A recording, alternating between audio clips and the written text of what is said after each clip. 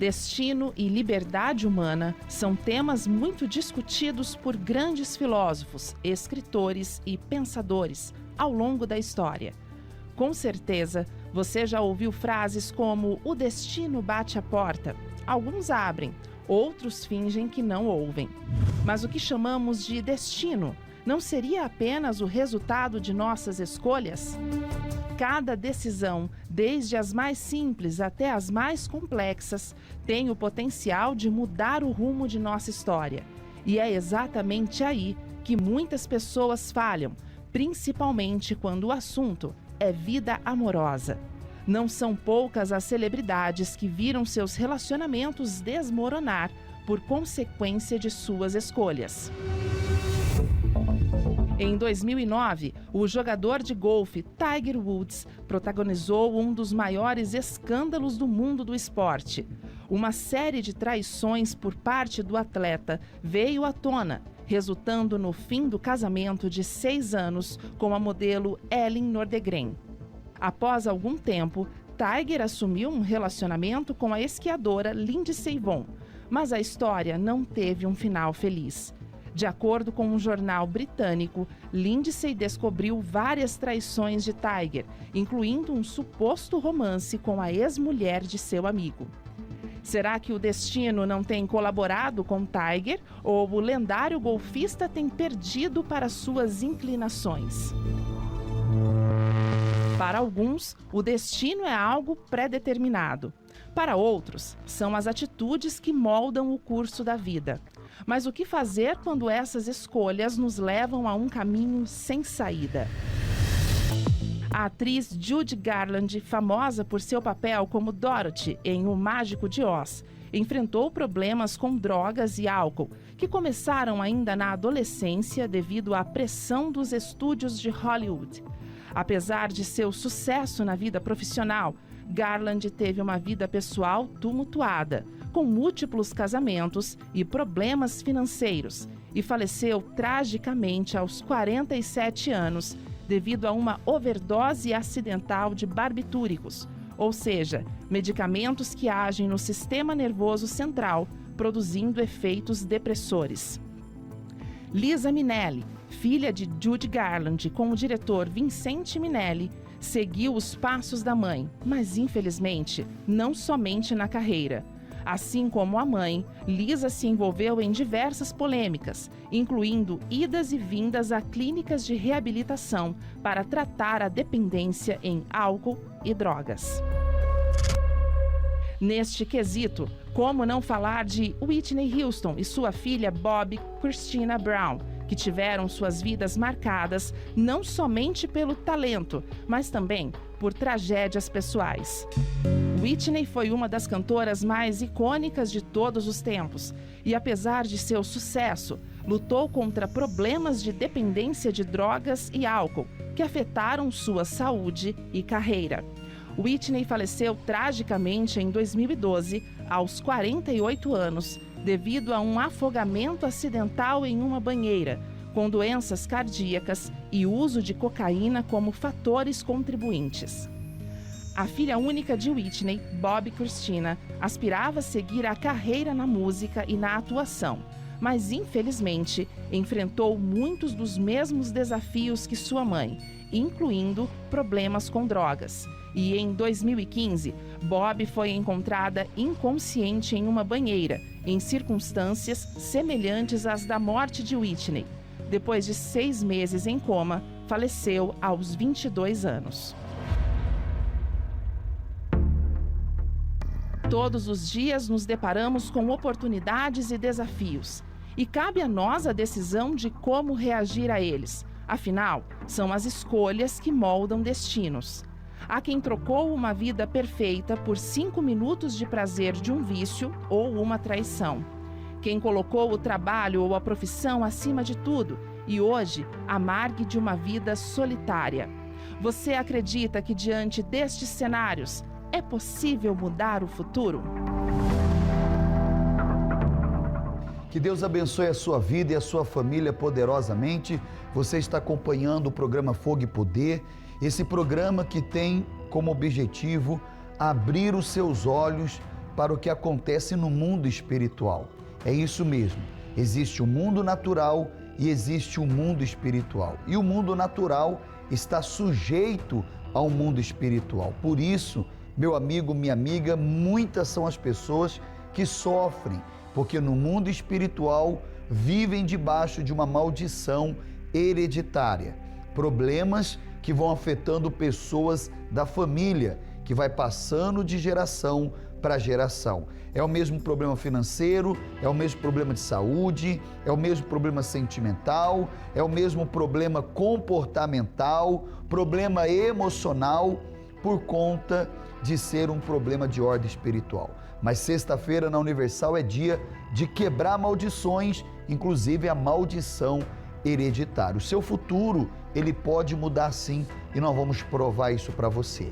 Eu quero que você acompanhe agora o momento da libertação, momento em que o mal que se manifestou, se revelou, falou o que vinha causando nesta família. Acompanhe.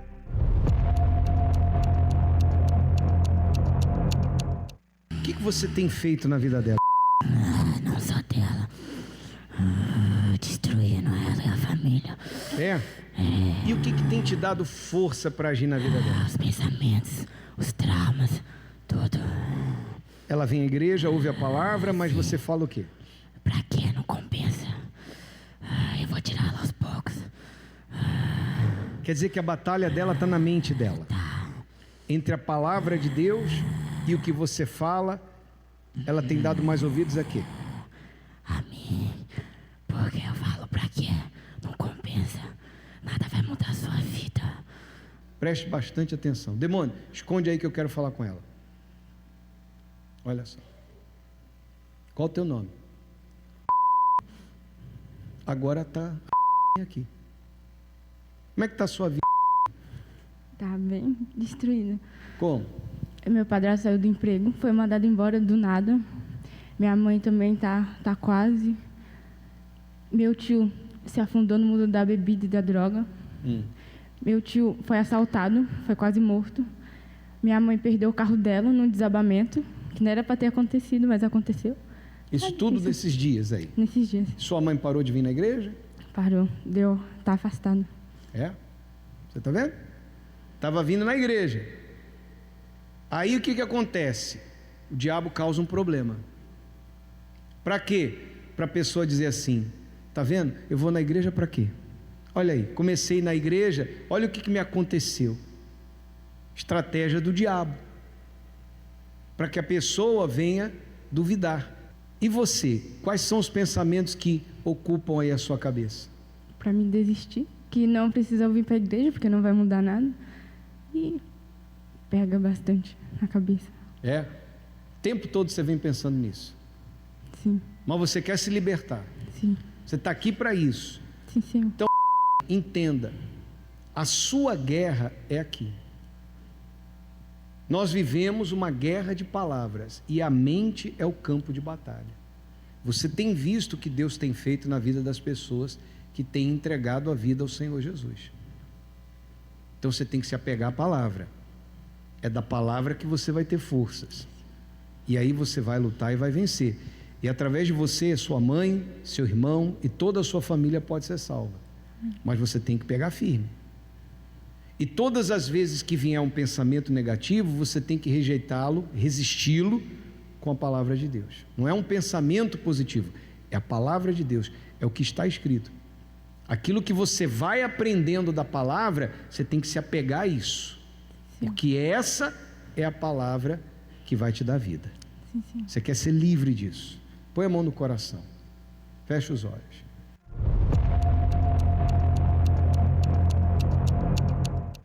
Queima toda bruxaria, toda magia, toda feitiçaria, toda praga, toda maldição nessa família. Queima, queimado, queimado, queimado.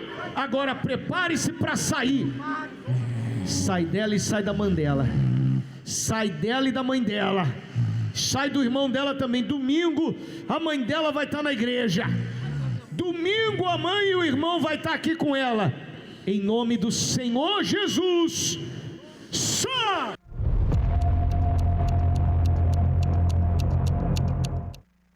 Respira fundo. E agora? Como é que você está? Tá bem. Agora está bem mesmo? Sim, senhor. Tem certeza? Absoluta. Graças a Deus. Vai cobrir ali. É isso que acontece quando o mal sai. Ele leva com ele toda a maldição, ele leva com ele todo o sofrimento. Por isso que hoje, às 10 horas da manhã, nessa sexta-feira especial, sexta-feira santa, nós estaremos determinando ao pé da cruz a sua libertação, a libertação da sua família e certamente a salvação. Você vai acompanhar agora a história de uma família que se resume no antes da cruz e no depois da cruz. Antes, sofrimento. Depois da cruz, uma vida transformada. Acompanhe.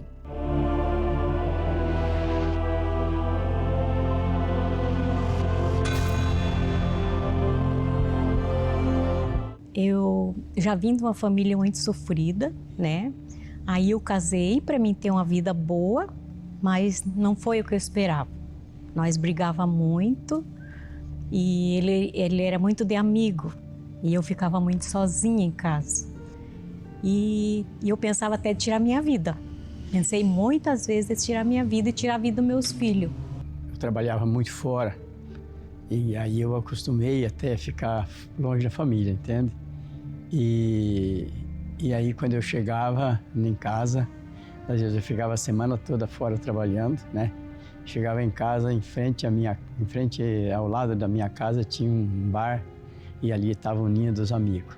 Aí eu chegava, descarregava as malas ali, em vez de entrar para dentro para conversar com ela, com os filhos, já os amigos ficavam me chamando para tocar, para beber. E aí eu ia para lá e esquecia, chegava meia-noite, achava ela chorando, aí ela vinha reclamar para mim, eu já estava um pouco, né, tomado, aí tudo era fácil, já nós brigava e eu ameaçava ela. Então, quando eu nasci, na verdade, eu não cheguei a pegar essa parte da briga deles, né? Eu nasci dentro da igreja e cresci na IBI, fui pro Força Jovem, aí no Força Jovem fui levantada de obreira com 15 anos.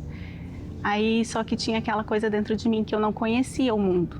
E aquilo, de certa forma, me chamava um pouco a atenção, mesmo dentro da igreja.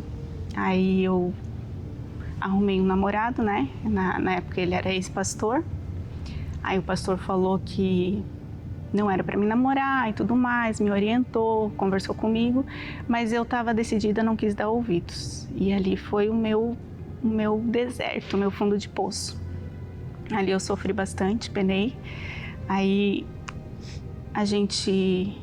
eu namorei por 3 anos, aí ele terminou comigo. Eu via minha mãe triste, ela chorava porque ela queria ver a família dela na igreja. E o mundo se tornou um parque de diversões para mim. Eu ia para festa, eu comecei a beber. Eu nunca tinha bebido, eu comecei a beber. As más influências, más amizades. Então, aí eu fui 1 ano escondida na igreja, com medo dele descobrir, né? Até nem as crianças não levava, de medo de contar para ele que eu estava indo na igreja. Aí quando foi um dia ele descobriu, ele falou, não acredito que você está indo ainda nessa igreja, por que você não vai em outra? Você sabe que essa igreja universal é uma igreja que rouba, é uma igreja ladrona e, por favor, meus filhos você não vai levar.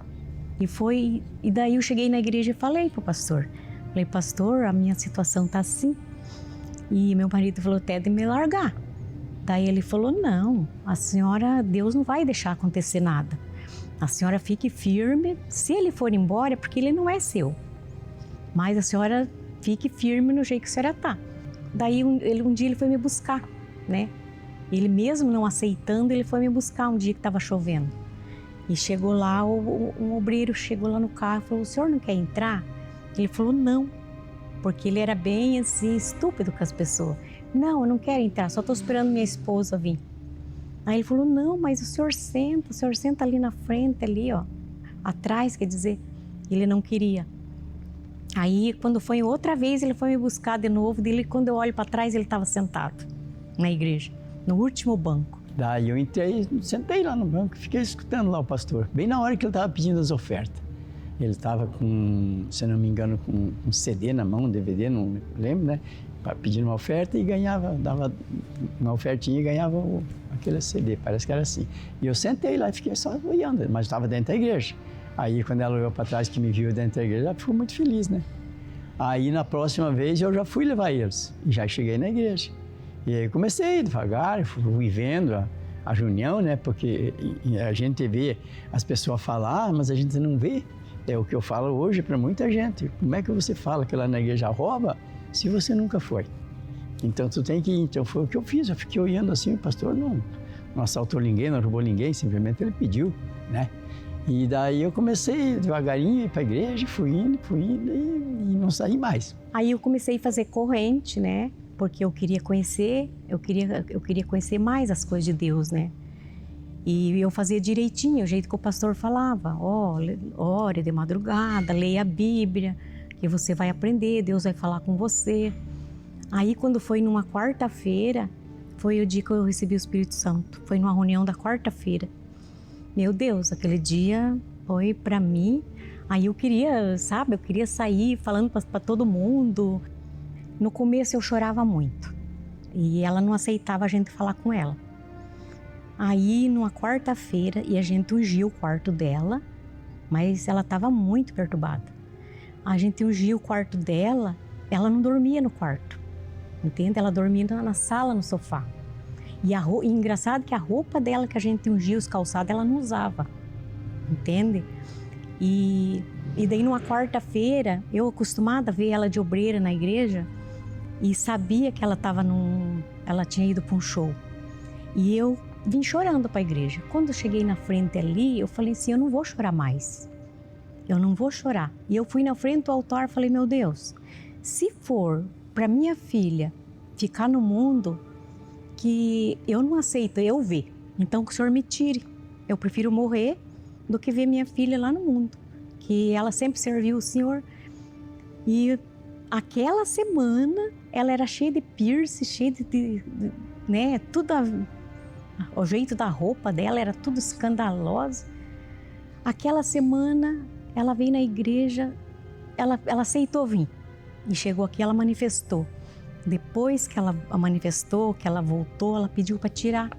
Ela pediu para tirar aqueles piercing dela que ela não queria mais. A gente teve uma discussão, porque eu queria ir para essa festa e ela não queria que eu fosse. Ela me falou algumas coisas lá. E eu virei para ela e falei, ai mãe, Deus nem existe. E virei as costas e saí e deixei ela lá chorando. E quando eu estava saindo, na minha consciência eu vi assim, meu Deus, o que eu falei? O que eu fiz, né? Mas eu segui e fui para a festa. E como ela disse, eu tinha colocado vários piercing, eu fiz tatuagem. Eu fiz tudo o que eu sabia que era errado, eu fiz quando eu estava no mundo. E eu fui para essa festa e daí a minha cunhada falou assim, Keline, vamos com nós hoje na igreja? Aí eu fazia acho que uns 6 meses que eu não ia na igreja, para mais. Eu ia um domingo, outro assim, sentava bem lá no fundão, saía antes da reunião acabar. E nesse dia era sexta-feira, só que eu não me dei conta, né? Ela falou, vamos com nós na igreja, se tu for eu vou te dar um presente. Aí eu falei, tá, eu peguei e vim. E foi engraçado que quando eu cheguei na igreja, eu senti uma dor de cabeça muito forte, mas eu não percebi o que era. Aquela dor de cabeça, aquela incomodação. Aí eu falei assim, mãe, eu vou ligar pro pai e vir me buscar. Aí ela falou, tá. Aí eu peguei meu celular e acabou a bateria. Aí eu falei, mãe, empresta teu celular que eu vou ligar pro pai. Aí ela me emprestou. Quando eu peguei o celular que eu ia pro banheiro, a reunião começou. Aí eu falei, eu não vou mais, né? Aí eu soltei o celular, fechei o olho e eu não lembro de mais nada. Eu lembro que eu acordei na frente do altar, a obreira, né, me segurando ali, todo ensanguentado ao altar, porque eu tinha piercings e na hora certa ela estava segurando, rasgou aqui e saiu sangue. E eu acordei naquela situação, na frente do altar, assim, assustada. E ali caiu minha ficha, que eu realmente estava perturbada, que eu tinha demônio e que todo aquele mundo espiritual realmente existia. E eu não estava me dando conta disso. E ali eu comecei, foi um processo, não foi fácil, comecei vindo. A obreira, né, fez um propósito comigo, me ajudou, me orientou, conversou. E eu comecei a vir. E toda sexta-feira eu vinha tremendo para a igreja, eu passava...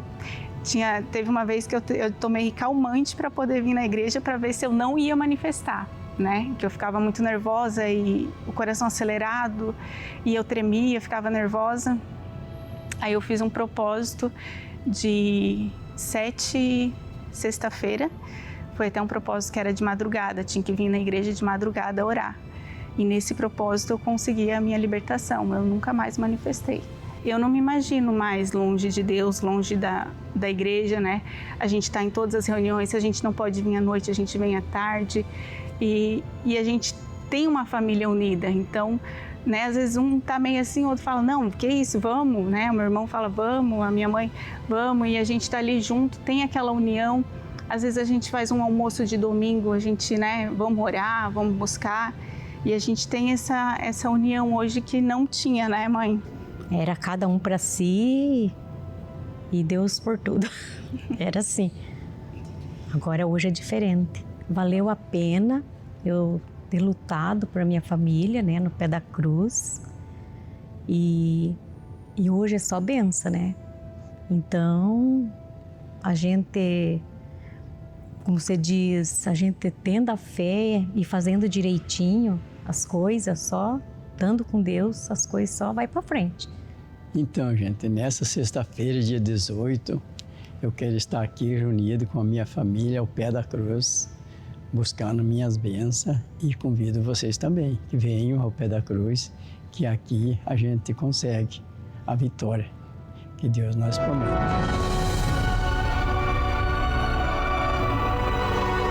Meu amigo, minha amiga, se programe, convide a sua família para estar conosco logo mais às 10 horas da manhã. É isso mesmo, sexta-feira, sessão do descarrego, porém uma sexta-feira especial, feriado, sexta-feira santa, família ao pé da cruz. Vamos determinar então a transformação total e completa para a sua família. Avenida Mauro Ramos, 1310, no centro de Florianópolis. Eu fico por aqui, encerro a minha participação, deixando um momento de fé e esperança, momento de oração com o Bispo Sérgio Mota. Quando oramos, rompemos barreiras, anulamos o medo e vencemos qualquer obstáculo. Por isso, juntos vamos falar com Deus. Apressa-te, ó Deus, em socorrer aqueles que estão aflitos, desesperados, endividados, pessoas que estão hospitalizadas. Eu oro, meu Deus, por aqueles que estão doentes. Eu clamo, meu Deus, para que os teus anjos visite os hospitais, as clínicas, os lares onde existem pessoas acamadas, doentes, aflitas e desesperadas. O Senhor é o nosso Deus. Então envia, meu Pai, a manifestação do teu poder, a tua luz brilhe, que haja libertação, libertação dos vícios, da depressão, da angústia, que todo mal, meu Pai, não resista à fé sobrenatural que existe nesta criatura que nos ouve. Eu determino a vitória dela, eu ligo a vitória dela, meu Pai, crendo em nome de Jesus Cristo. Você que crê, diga graças a Deus. Eu tenho certeza da sua vitória, que Deus te abençoe. Todos os dias vamos estar orando, pedindo a Deus que abençoe a sua vida. Um forte abraço do guardião da Sagrada Família.